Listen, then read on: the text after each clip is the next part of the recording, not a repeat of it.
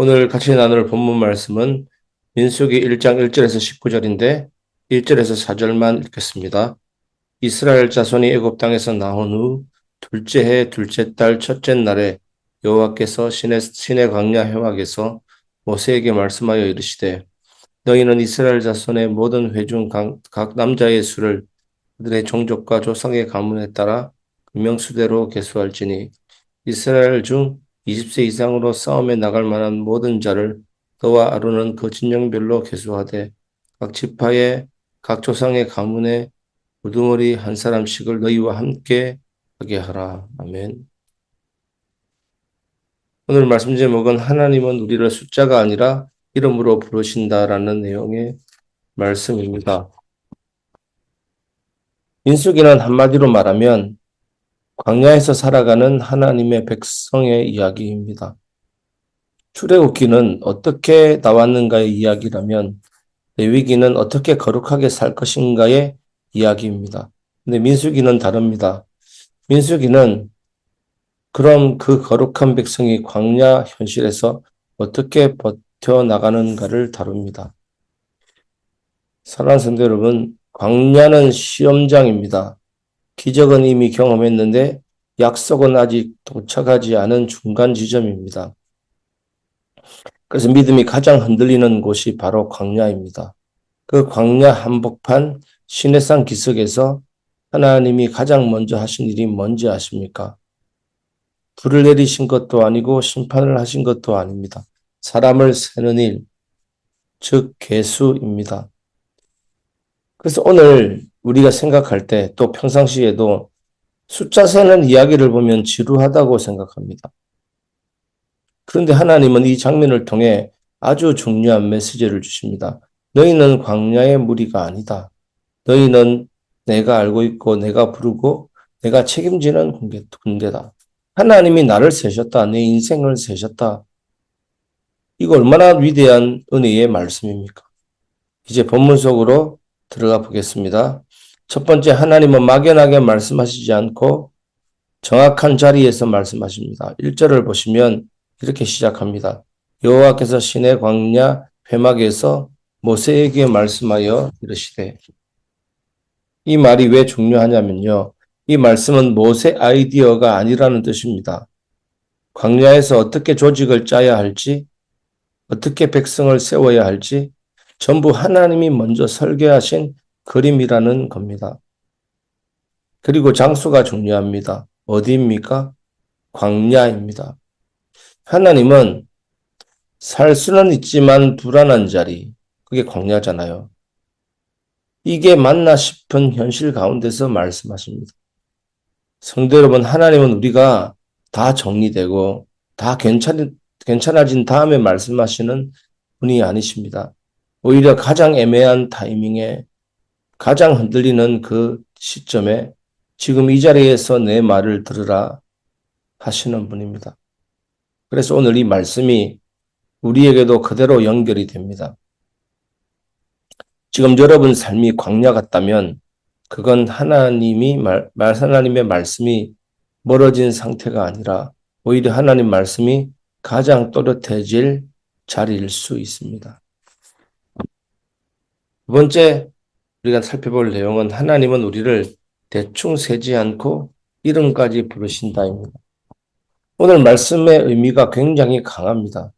숫자 셀리고 이름까지 하시고 2절을 보시면 이렇게 나옵니다. 각 남자의 수를 명수대로 계수하라. 하나님은 이렇게 말씀하시지 않으셨습니다. 대충 몇몇 명 되는지 보고 해라. 아닙니다. 종족별로, 가문별로, 그리고 개인별로 신고하게 하셨습니다. 왜 그럴까요? 이유는 하나입니다. 하나님 나라에서는 아무도 익명이 아니기 때문입니다. 광야에서는 사람 하나 빠져도 티가 안 납니다. 하지만 하나님은 단 한 사람도 놓치지 않으십니다. 그래서 5절부터 15절까지 이름이 줄줄이 나옵니다. 우리는 읽다가 지치지만 하나님은 그 이름 하나하나를 기억하며 불러주십니다. 하나님은 내 이름을 아십니다. 우리를 손바닥에 새긴 이름처럼 결코 잊지 않으십니다. 하나님이 우리를 지명하여 부르신 것입니다.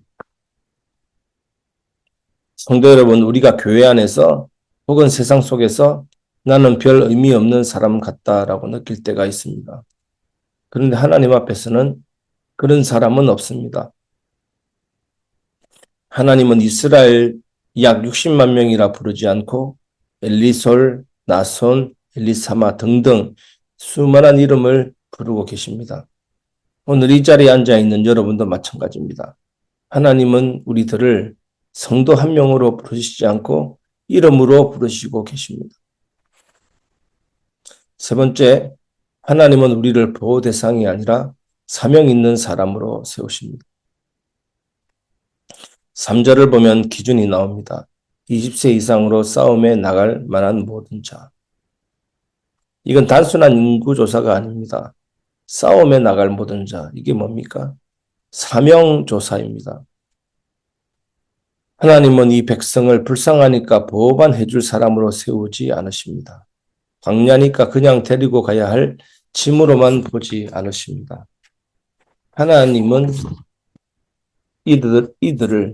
우리들을 하나님 나라를 이룰, 하나님 나라를 지킬 사람들, 진영을 책임질 사람들로 세우십니다.